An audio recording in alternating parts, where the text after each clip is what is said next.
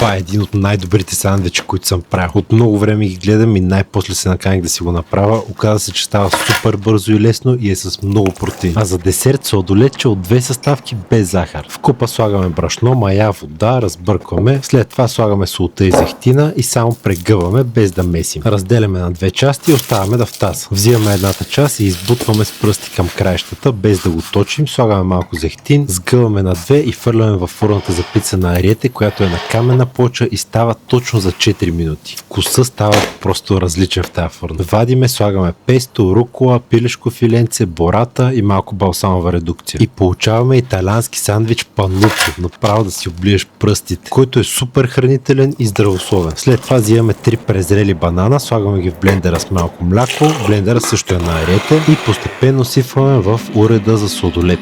Този уред е направо страшен. Буквално от всичко може да направи сладолед. Тук имаме 2 съставки и стана супер пухкав и брутално вкусен. Между другото, ариете имат голяма лятна разпродажба с отстъпки до 50%. А с промокод ALEX10 може да вземете още 10%. Така че отивайте на ariete.bg и нападайте.